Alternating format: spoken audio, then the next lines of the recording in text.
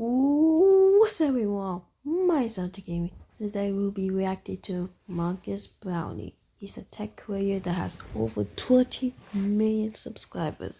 We're going to watch this video. The Oneplus 15 new video. It just uploaded like 1 hour and just got 100,000 views. That's crazy.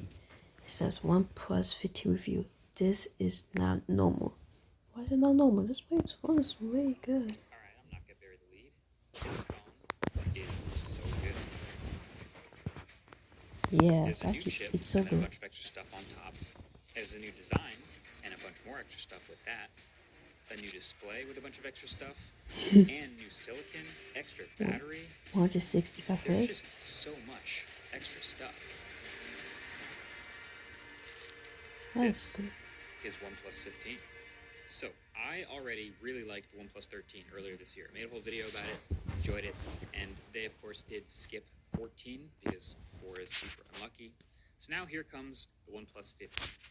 And all I really expected from it is just a little spec bump refresh, because that would have been normal. It's OnePlus has a done it before. huge Back when they did the upgrade. T version of phones, they'd basically refresh a phone 6 months later, and This phone has 165 hertz, 7,300 mAh battery, better battery than iPhone, and also IP69. Oh yeah, they have that for OnePlus 12 thing, and also I'll go charge, and also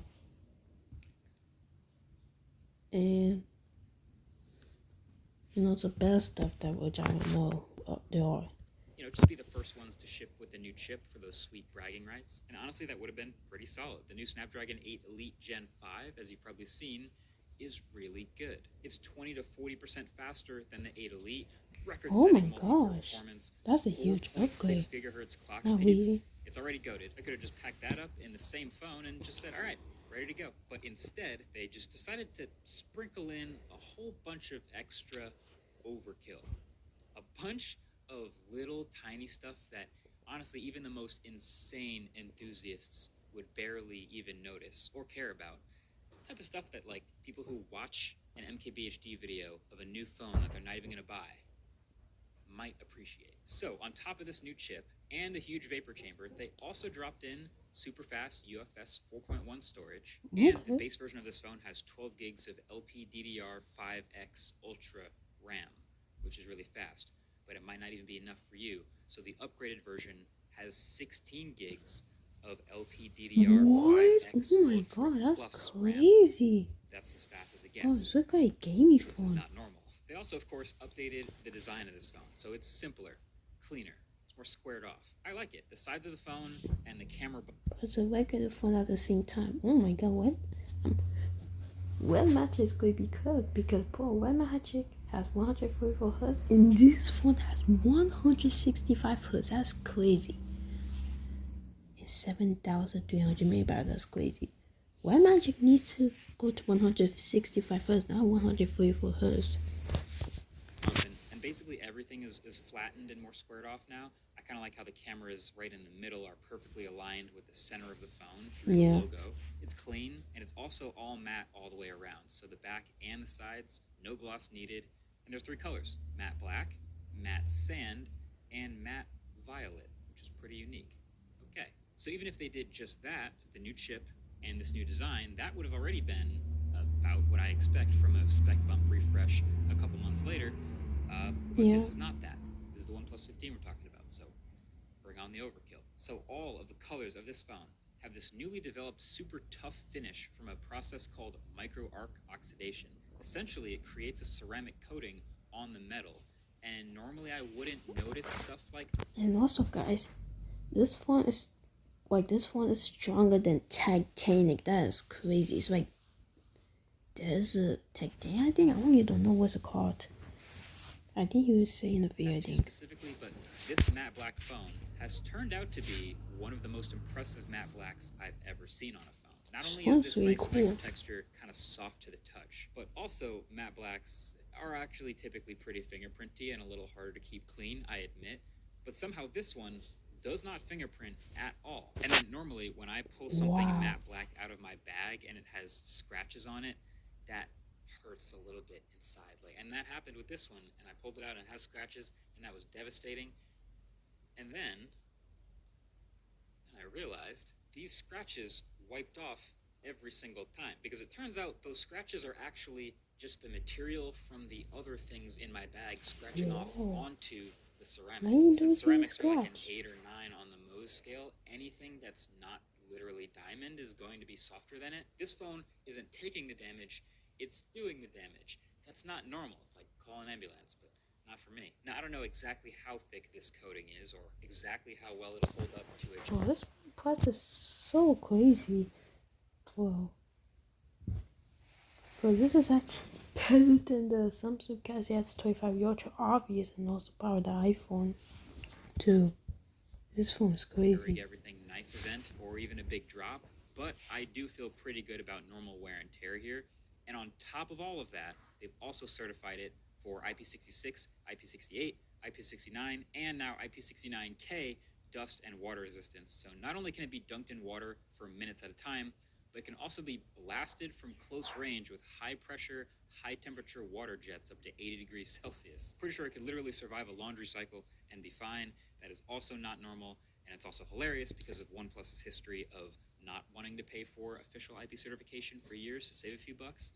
Now they're just doing all the things. Oh, and by the way, it does all this while being slightly thinner than the OnePlus 13, and while getting a massive battery upgrade to a 7,300 milliamp hour silicon carbon battery. So the OnePlus 13 this year already set the tone with an awesome 6,000 milliamp hour silicon carbon battery, which I praise because it's dwarfed the S25. It's just a huge upgrade of battery. It's even better than the Xiaomi 13 Pro Max. Yes, better than this phone. Not the iPhone, obviously. Ultra and the Samsung other too. flagship phones, but now it's just getting ridiculous. It's literally twice as much battery as some other phones from just a few years ago, thanks to more silicon content in the anode and higher energy density than ever before. So yeah, this thing just lasts forever. Now, I recently talked on the Waveform podcast about why I don't do battery benchmarks, because so few of them actually represent real-world usage. You can optimize for different things, but just know that not only is there no way a phone with 7,300 milliamp hours doesn't do well on benchmarks, but also OnePlus is one of those companies that notoriously aggressively kills background tasks and manages standby time really well. So the fact that I'm getting 7 to 8 hours of screen on time easily on one charge and can basically never kill it in a day is no surprise. Sometimes I'd end a day with like 50%, go to sleep, wake up, and it would have 49%, ready for a whole nother day. Also, the fast charging brick comes in the box, which is sadly also not normal, but it also fast charged to the tune of 80 watts here in the US, but it'll do 100 watts in other countries with more powerful outlets. And there's 50-watt wireless charging as a cherry on top. It's still SuperVOOC, so it's still USB-A on the brick, but I don't mind this because it comes with the cable anyway. You can also turn on battery management features, limit your charge capacity. There's bypass charging. Actually, this phone's battery is so big that you could turn on charge limits to 85% every time, which you don't need to, by the way. But if you just wanted to guarantee the long-term battery health of the phone and limit it to 85% charge, it would still have more battery than the Galaxy S25 Ultra. Now, one of the biggest stories in smartphones and computers over the past couple of years has been custom silicon. And this phone also does that. So I mentioned already it has a Snapdragon 8 Elite Gen 5, but what I didn't mention is there's also 2 other custom chips on this phone that help OnePlus continue to chase that fast and smooth dream. There's a new Wi-Fi chip and a new touch response chip. So the Wi-Fi chip you can think of as their equivalent to Apple's new C1 and C1X modems in the iPhones. Instead of using a built-in Qualcomm modem, they've developed their own, calling it G2, and I don't know much about it other than the fact that it occasionally pulls higher speeds than other devices on the same network, sometimes. But then the touch response chip is even more impressive actually, because they're pairing it with this new display, which can refresh now up to 165 hertz. But it only refreshes at 165 hertz sometimes. It's funny, when you go to display settings, under refresh rate, you can turn it up to high, which says up to 165 hertz. But when you flip through and actually use the phone, you can see it's mostly going between 1 hertz and 120 hertz. It's 120 when scrolling, 120 when in apps, 120 when multitasking. So when is it 165 hertz? Well, it's just for gaming. So if you open a supported game like Call of Duty or Clash of Clans or Real Racing 3. There's a list of them. That is when it kicks up to 165 hertz. So the list of supported games is pretty short right now. But in these specific games, it basically pins the frame rate at 165 and keeps it there. So for the specific mobile gamer whose eye is so well tuned that they can see the difference between 120 and 165 and actually care about that in the game of their choice, well then this phone is clearly for you.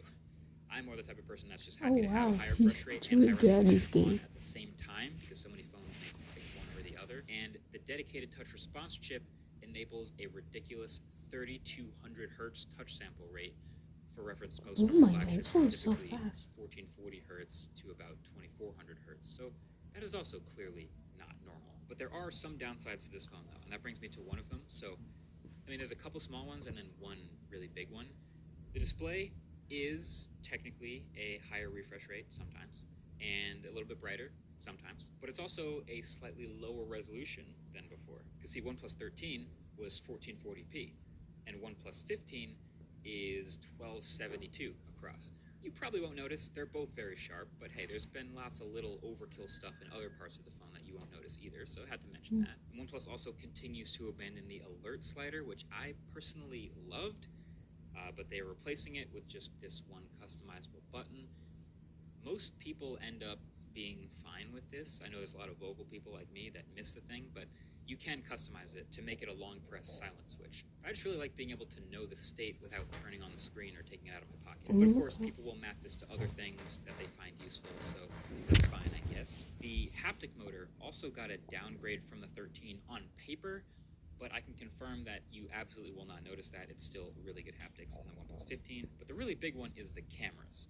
And I feel like this has been a story of OnePlus phones for forever now. Every time they have a great phone with great specs, great performance, and they always botch the cameras. And with this one, it's not like just the phone's really great, it's just not the best cameras. No, this is actually a pretty substantial downgrade. Like, the sensors are smaller, the apertures are smaller, and the photos and videos are just worse and disappointing across the board. So it's a triple 50 megapixel camera system back here, which sounds promising, but this primary sensor has been a surprisingly weak performer. This is actually as all 50 megapixel, and also has 120 times zoom. So yeah, I don't care about the back camera. Honor 200, and it kind of acts like it.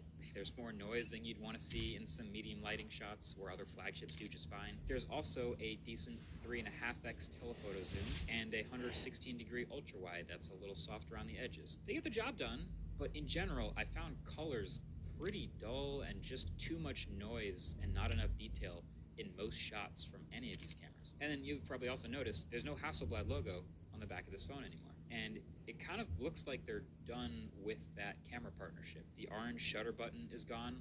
The X-Pan mode is gone. They still do call their Pro mode Master mode, though, and they still use this incredibly loud leaf shutter sound. So I guess they're not totally done wiping out any trace of it. But yeah, in a world where they have done so much and even done overkill with the performance and the usability of this phone, once again, on a OnePlus phone, the cameras are an area where you'll have to be okay with being disappointed. Again. So look, I've really enjoyed using this OnePlus phone for the same reasons I've enjoyed using a lot of previous OnePlus phones. They make these things so fast and smooth. So even as their software has changed and Oxygen OS has kind of devolved into a Color OS clone, which is also kind of an iOS clone, at least it stayed buttery and packed with features, and there's still plenty of customization to set it up the way I want. You can choose to use any of the AI features, or not, like always. I didn't. You can also choose to adjust some of the default behaviors, or not, like always. I did. It's just a really confidence-inspiring phone. No matter how hard you push the phone, no matter how much you try to get it to do crazy stuff, it always loads things ridiculously fast and lasts all day, so that's great. But yeah, it's not normal.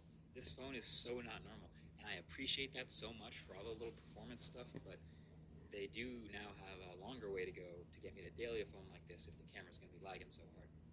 But thankfully, it is very competitively priced. So this phone is $899 US, or $999 if you want that sweet 16 gigs of LPDDR5X Ultra Plus. I don't care about 16 gigs. At least I got the 12 gigs. So it costs 900. Okay. RAM. It's still cheaper than the other two. It's really cheaper than flagship. Oh my gosh. This phone is actually not normal. They just upgrade so much. Yeah, you guys make like But the camera, no, the camera's bad. an ultra version with a really nice camera, please? That'd be nice. Okay, thanks. Bye. Peace. Okay guys, that's going to be the end of the video.